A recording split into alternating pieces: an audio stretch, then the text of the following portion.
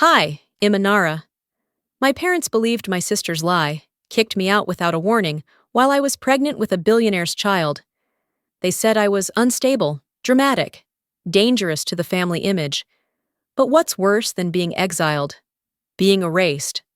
They deleted my name from our trust, replaced my face in old family photos, and then they used my life's work to build her career.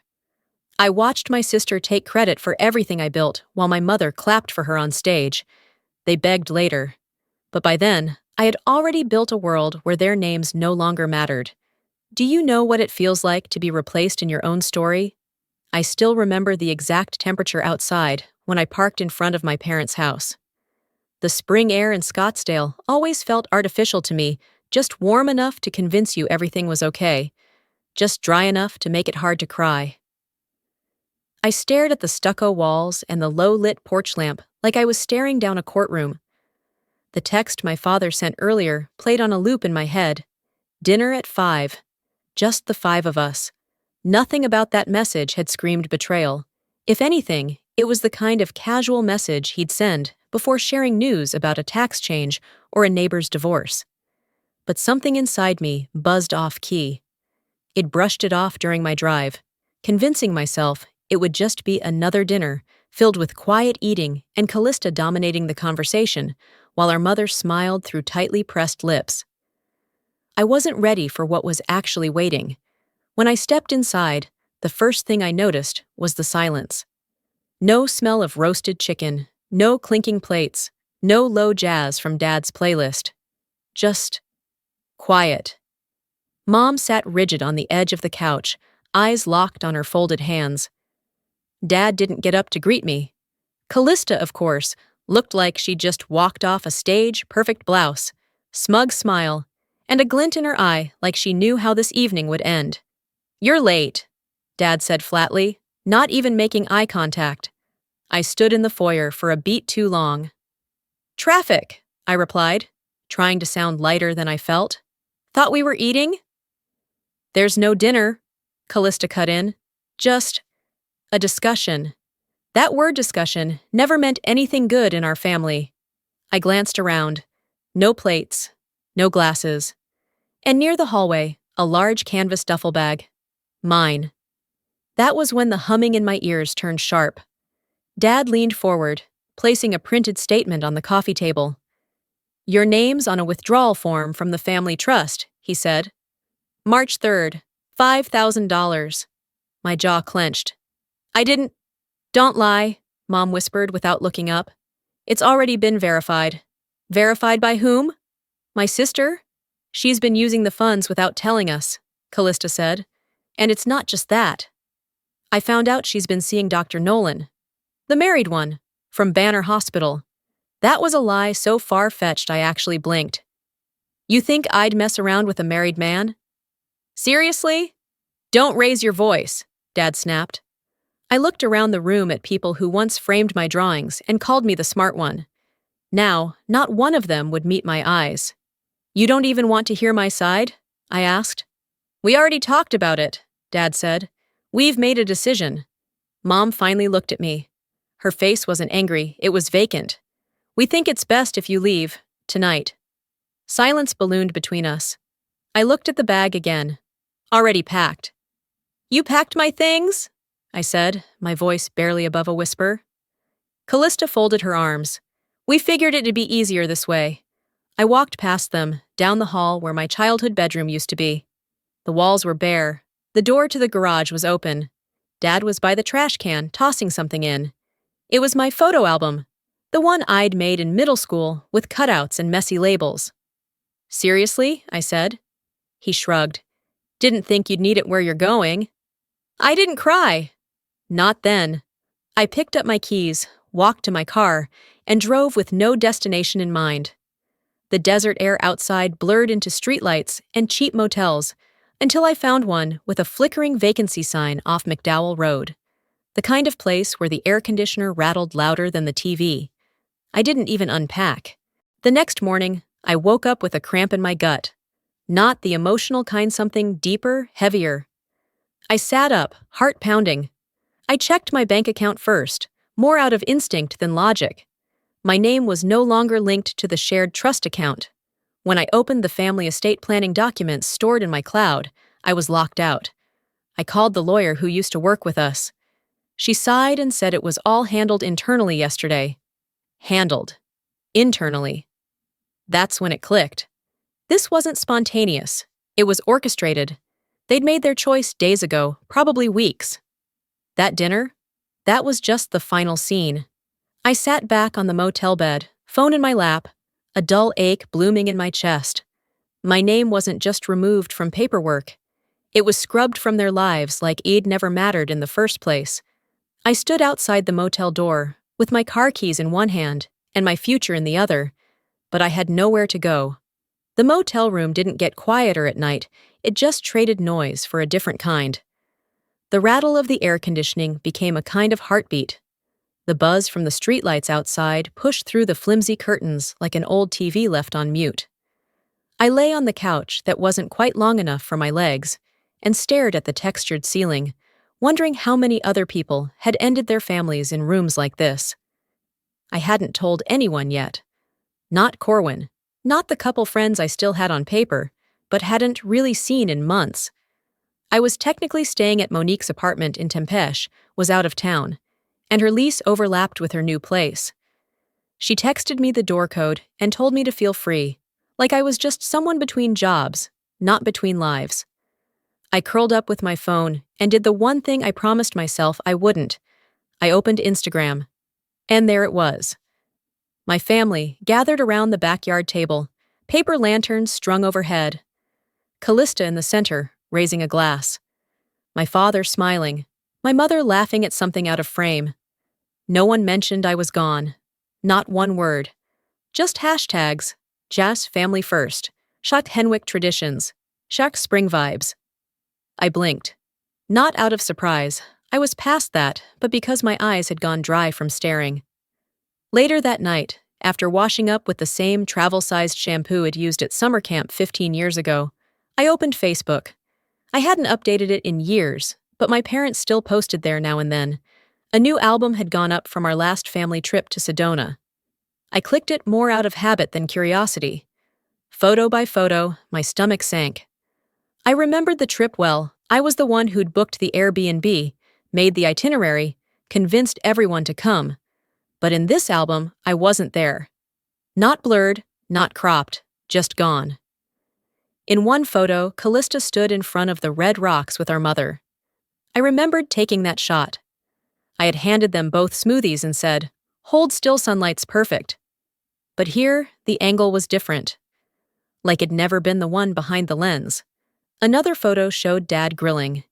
There had been 4 chairs by the patio table. In this version, there were only 3.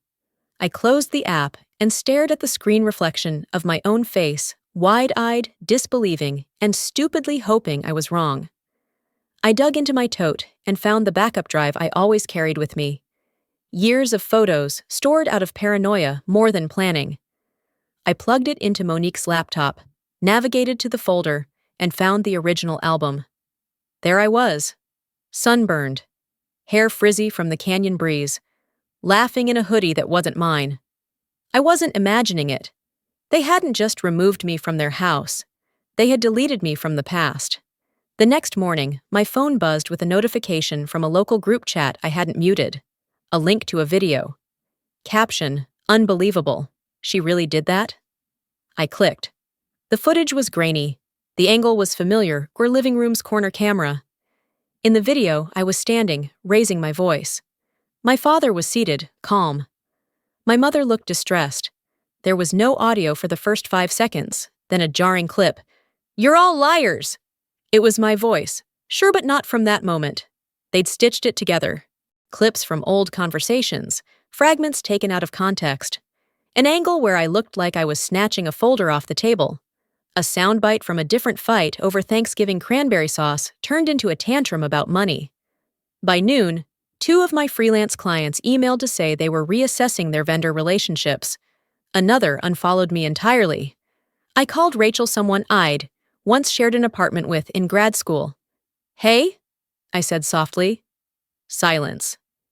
Then, Anara. This stuff online, is it true? No? None of it. Another pause. Longer? It's hard to know what's real anymore, you know? She didn't mean it to hurt, but it landed anyway. I thanked her, hung up, and sat there staring at the wall. They didn't just exile me, they rewrote me. They weren't trying to remove me, they were trying to replace me. And then, right there in that rental bathroom, under a buzzing light, I saw 2 pink lines appear. I didn't look away from the test, even after the second line had already formed.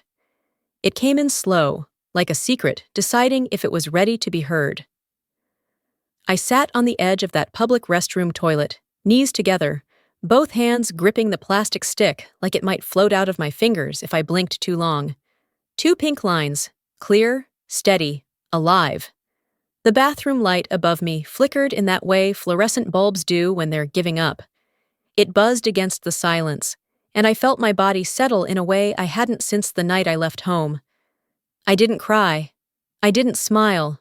I just breathed. Not for them. Not for me. But for whatever this was now, this small, invisible future that had taken root without asking permission. I stood up slowly, shoved the wrapper and test into the trash, and walked back out into the parking lot. The sun had dipped behind the strip mall, casting long shadows across the concrete. I could feel the air change. Or maybe it was me. Inside Monique's apartment, I dropped my keys on the kitchen counter and opened the fridge. There was nothing but mustard, a few eggs, and an old box of takeout rice. I didn't feel hungry, just oddly focused. I had no plan, no job, no trust fund, no home, but I had clarity. And that was enough to pour a glass of water and sit still. My phone vibrated beside me. I wasn't expecting a message. Nobody had texted me in 2 days except spam. But this one showed up as a voice note from Aunt Isolde. I nearly smiled. She was always the quiet one, the one who used to sneak me extra slices of pie during holidays and slip a 20 into my graduation card when no one was looking. I hit play. There was a delay before her voice came through. I could hear a wine glass clink. Then her voice, lower than usual. "She's too much trouble," she said flatly. "The more we feed into her drama, the longer she lingers. It's better this way." Best let her disappear quietly. Someone in the background muttered something. Callista's voice, faint but unmistakable. Isolde replied. She was always the odd one out anyway. Grandma just pandered to her. Now we're cleaning it up. My fingers froze. I replayed it. Just to be sure. Same words, same tone, same sting. I stared out the window. Somewhere people were living ordinary lives, doing dishes, folding laundry, asking their kids about homework.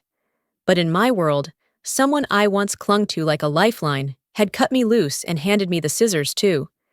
I didn't throw the phone. I didn't delete the message. I saved it, labeled it.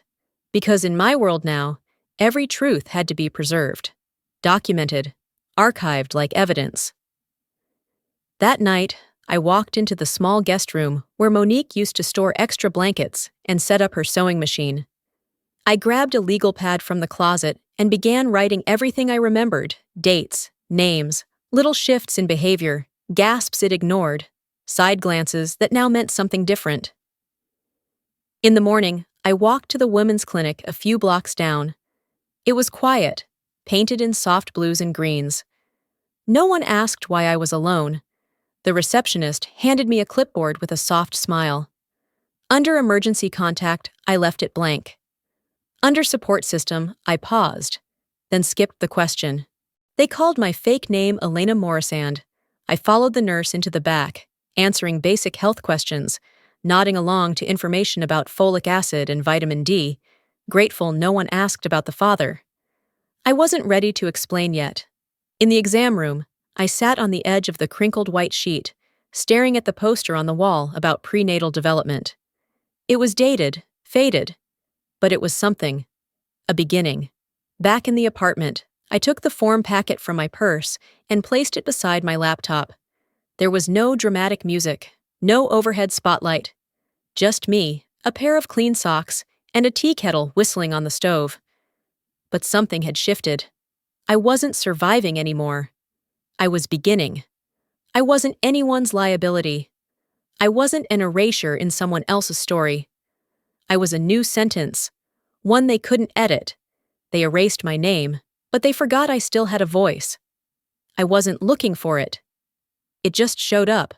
A sponsored ad, tucked between job listings, and an article about prenatal vitamins, celebrating local women innovators. April 14th, Phoenix Civic Auditorium. Callista's name was in the headline. I clicked. The photo that loaded was one I remembered taking, her face turned to the left, soft lighting from the afternoon sun streaming in through the lab window. It had been for a pitch deck I built 2 years ago. She said she needed a few shots for networking credibility. I never thought she'd use them for this. The page said she was being honored for her contributions to women's health innovation. It detailed her new foundation. It even linked to a short video trailer upbeat music, cutaways of women in scrubs, smiling patients, a tagline that read, "A legacy of compassion." My name wasn't anywhere. I refreshed the page once, then again. Then I opened my own portfolio and archived file I hadn't touched in months. The language matched. Even the visual layout had traces of my original draft. It wasn't just erasure. It was theft, dressed up in polished smiles and PowerPoint polish. Later that evening, I propped Monique's old laptop on 2 shoeboxes and live-streamed the event. Callista walked on stage in a blush pink blazer, hands perfectly manicured, voice clear as glass. "This journey started with a simple question," she said into the mic. "What if we could bring preventative care directly to the women who needed it most?" That wasn't her question. It was mine. From my grad capstone project, the one she skimmed and called too niche to scale. Slide after slide, she spoke with conviction, my conviction. She dropped numbers I'd generated from my old surveys. She described field tests I'd run under my research account. She even named the program the same, Bloomline. I didn't rage. I didn't throw anything.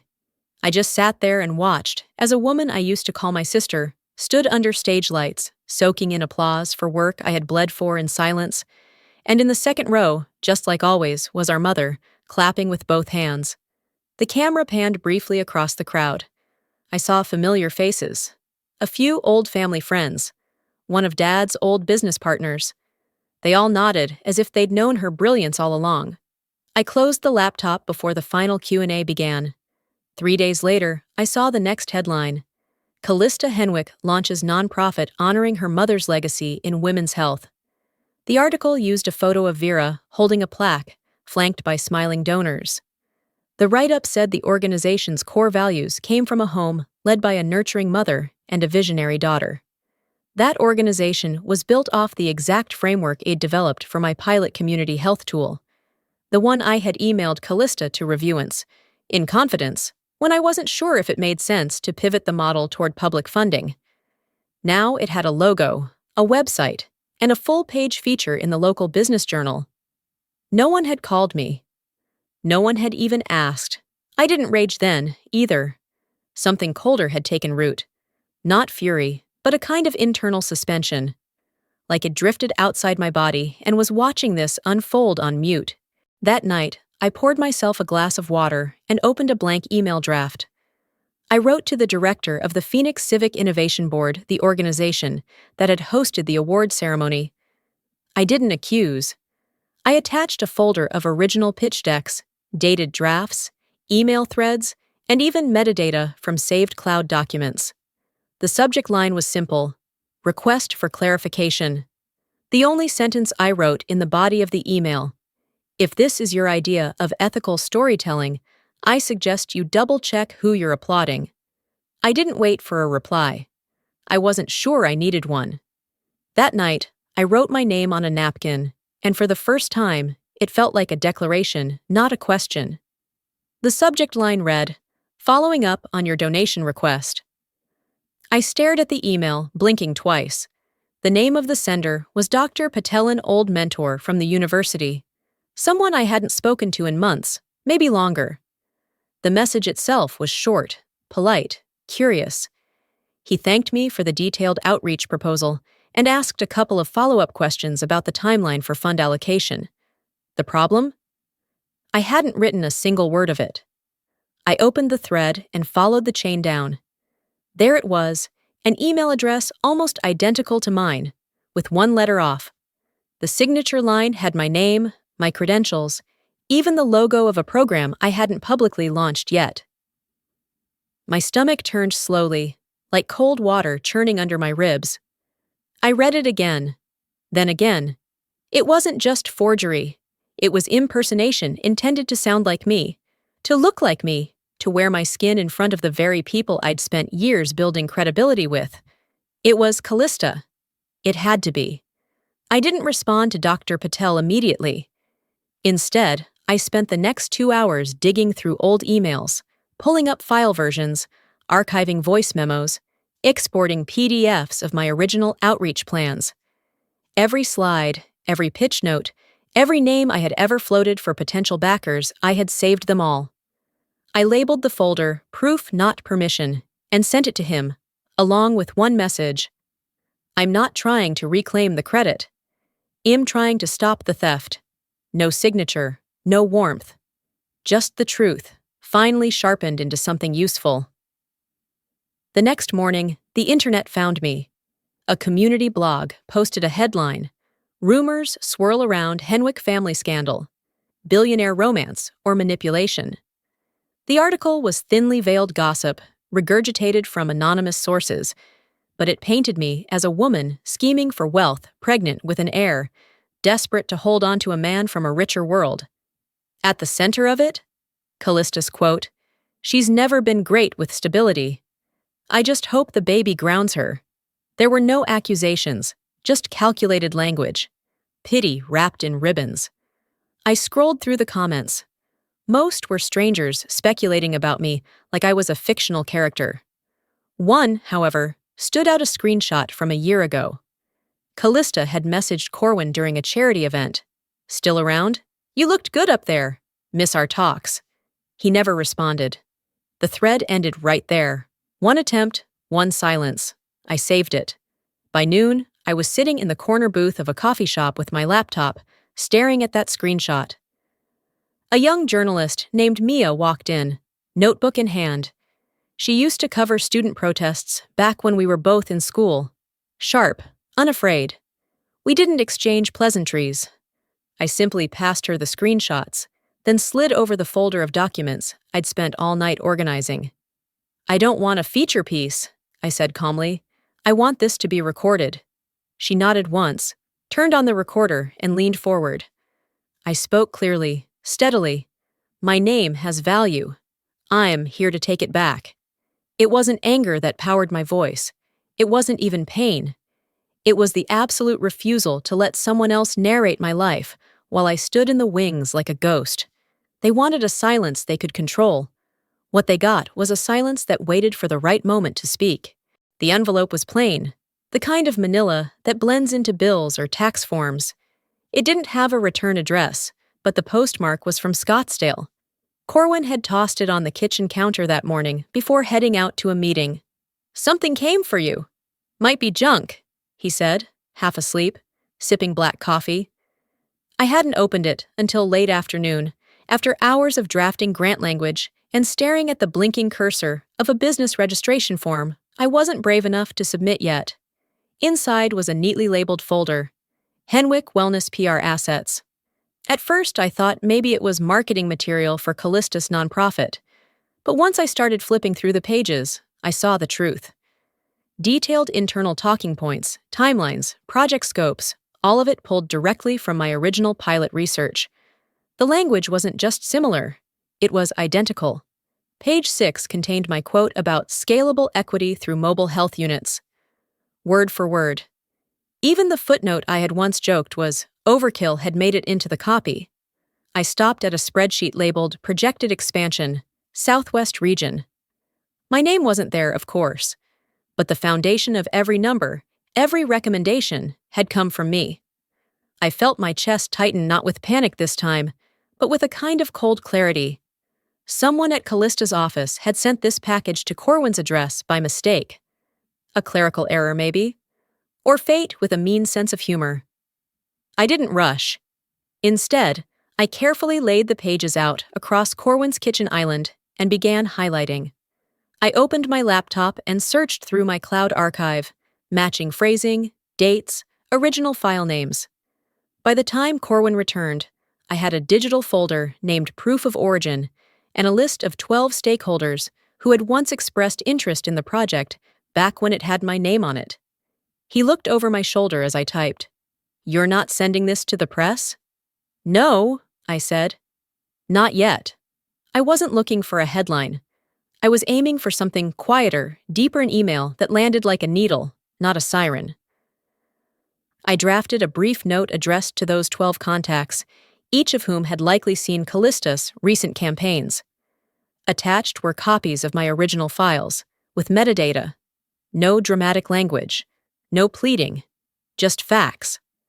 2 days later, I was walking back from the corner grocery store with a bag of tangerines when a courier in a blazer handed me an envelope. From Henwick and Associates. Inside, a cease and desist letter. Tightly worded, lawyer slick. They accused me of defamation, brand dilution, and public mischaracterization of institutional ownership. The tone was professional until it wasn't. The final paragraph read, "Given the sender's current condition and documented emotional instability, we urge a reevaluation of any future communications or claims." I stood frozen on the front porch, sunlight fading across the yard. My fingers clenched the letter so hard it creased. I could hear my mother's voice, plain as day, from a memory I'd buried under logic and years. "Don't overreact, Anara. That's why people don't trust your judgment." This was that same dismissal, polished into legal jargon. That evening, I took the letter to my new attorney, Celia Rhodes, a referral from Corwin's cousin who worked in nonprofit law. Celia didn't blink once reading it.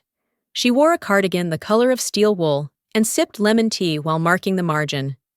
"Typical intimidation move," she said, tapping her pen on the phrase, "emotional instability."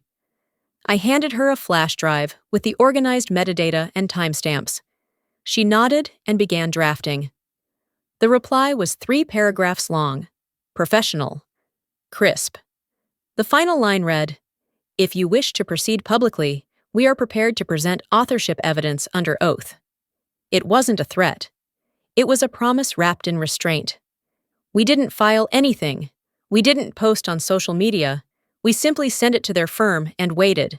They'd sent their lawyer to scare me quiet. I'd sent back proof that silence was never surrender. The pass came in a plain white envelope, slipped under Corwin's door. No sender, no note. Just an invitation with gold script embossed across the top. Women in Innovation Gala, Scottsdale Center for the Arts. Featured speaker, Callista Henwick. At first, I thought it was a joke. Then I saw the RSVP code active. Whoever sent it had registered me under guest of honor, strategic contributor. I knew exactly what it meant, and exactly who didn't expect me to use it. The night of the event, I stood in front of the mirror, wearing a dark navy dress that didn't scream for attention, but fit like armor. My stomach was a steady weight beneath the fabric, not hidden, not flaunted, just present. Corwin dropped me off 2 blocks away. I didn't want cameras. I didn't want questions. I just wanted one moment of truth. Inside the venue, the air was thick with the kind of curated elegance that costs more than it looks. Acrylic name tags, cocktail napkins with quotes in cursive, and women in heels exchanging compliments they didn't mean. I stood in the back, unnoticed. Callista took the stage like she belonged to it. Perfect posture, warm voice, a power blazer in pale lilac. She opened with a story about perseverance, about risk-taking. Not hers, of course. Mine. Told in her words, her timeline. She walked the crowd through Bloomline like she'd birthed it herself. The mobile health vans, the grant structure, the strategic partnership with 3 clinics I had cold emailed on my own dime. Every slide clicked past with precision. Every word glowed with polish. She was slicker than I remembered. I waited. When the audience was invited to ask questions, I raised my hand but didn't wait to be called. I walked up the side aisle, calm. The tech assistant glanced at me, unsure, and I handed him a USB drive. Slide 5, I said. Timestamp 2021. Author, Anara Whitlow. He looked at Callista. She didn't speak. Her smile twitched. The screen behind her went dark for a second, then lit up with the familiar Sleety Me original deck, untouched. The email trail, the saved drafts, the file name with my initials, the submission date. A hush fell over the room. One woman near the front gasped. A man with a badge labeled Institutional Donor blinked, then turned to whisper something to his colleague. No one clapped. No one asked a follow-up. The silence pressed down like a weight. Callista didn't defend herself. She didn't move. I turned and walked back down the aisle without a word. Not because I had nothing to say, but because Eid already said it where it counted. Outside, the night was cool and still. I exhaled for the first time in what felt like hours. Corwin was standing just beyond the sidewalk, near the valet line. He didn't ask how it went. He didn't offer a hug. He just looked at me with quiet, unwavering steadiness, the kind of gaze that says, I saw the whole thing, and I still see you. In that stillness, I realized something important. I wasn't reclaiming space. I was building my own. They rewrote my story for the stage. I gave them the author's signature instead. It came as a text. No name, no context. Just an image of my belly, taken from across the street as I stepped out of the women's clinic 3 days earlier, my coat slightly open, the round curve impossible to hide now. Underneath it, one line. That child isn't one of us. I didn't flinch. I just stared. The photo wasn't grainy. It wasn't caught in motion. Whoever took it had stood still, aimed, and waited. It wasn't rage that stirred in me.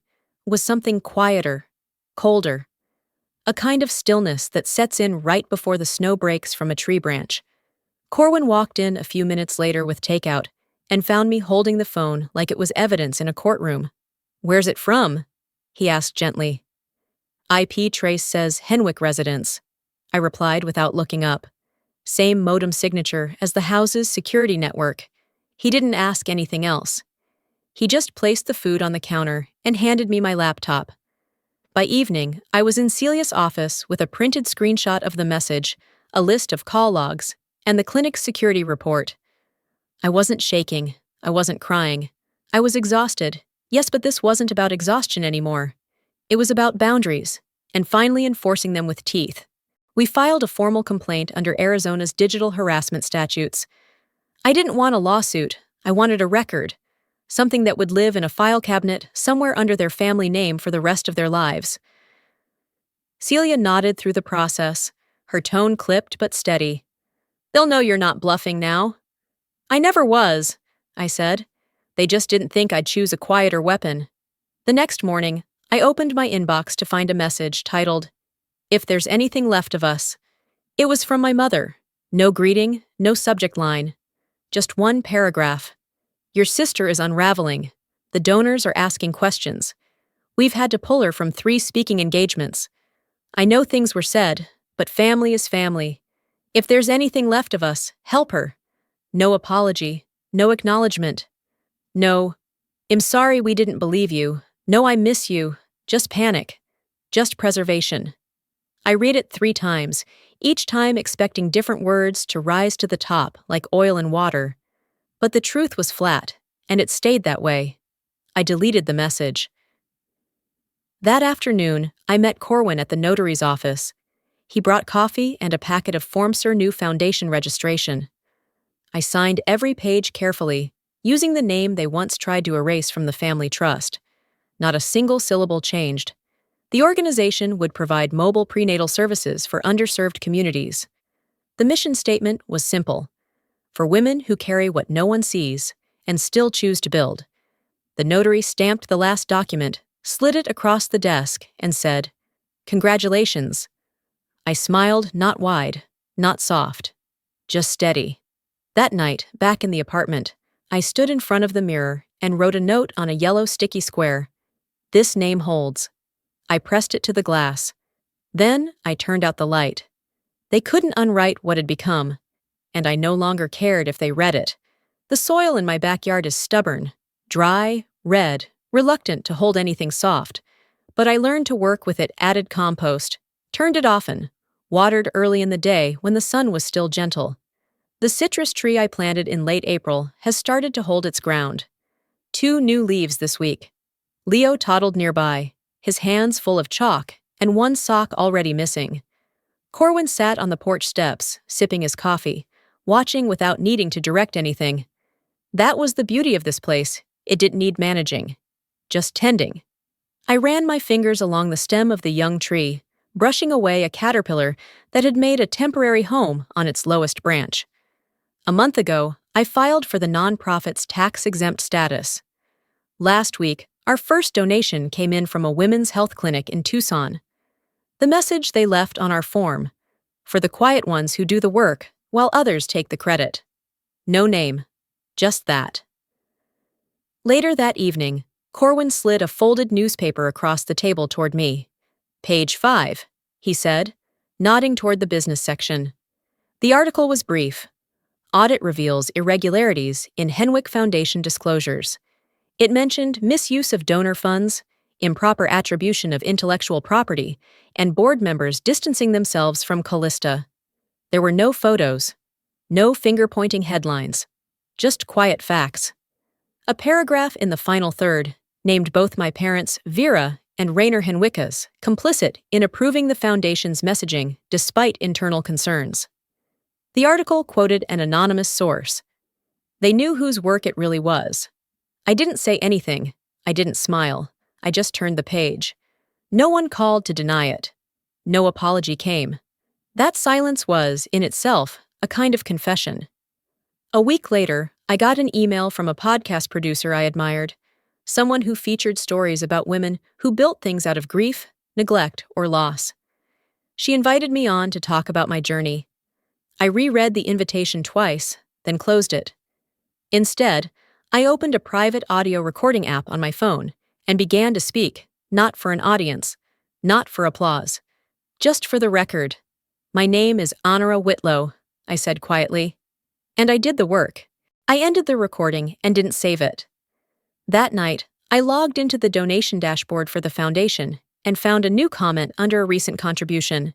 It read, "I see you now, and I believe you always did the work. No email attached, no message trail. But it stayed with me." The next morning, I went to the pantry to find a recipe book my grandmother left me. I hadn't opened it in years. Between the pages, tucked near the peach cobbler recipe she used every Thanksgiving, I found a photo me and her, laughing on the front porch. I remembered that day. She'd sewn the dress I was wearing. My hair was wild from the wind, and she'd said, "You look like something you grew yourself." On the back of the photo, in her handwriting, "They won't see you right away." Some lights aren't made for living rooms. It was the first time in months I cried, not from anger, not from grief, just release. Not for what they'd done, but for what I no longer needed. I stood by the window as the sun pulled higher over the garden. The baby stirred in his nap. Corwin walked in behind me and placed his hand on my shoulder. We didn't speak. Some things didn't need words anymore. I didn't fight to belong anymore. I built a place where I did. Sometimes survival isn't loud. It's not the courtroom speech or the applause in the end. Sometimes survival is just choosing to plant your own name in the soil after everyone else tried to bury it. I spent so long trying to earn a seat at their table, I forgot I could build my own. If there's one thing I've learned, it's this. You don't need to scream to be heard. You just need to know your truth, stand in it, and refuse to hand it over. Your silence, when rooted in clarity, can shake the ground louder than any storm. Now, I'd love to hear from you. Have you ever had to walk away from people who were supposed to protect you? What did that journey teach you? Share your thoughts below. If this story touched something in you, comment with a 1, or tell me where you're watching from. If it didn't, I'm still listening. Drop your honest feedback and let me know why. And hey, If you're someone who believes in the power of quiet resilience, subscribe to this channel so you don't miss the next story. You never know who's rebuilding their life in the silence, maybe it's you.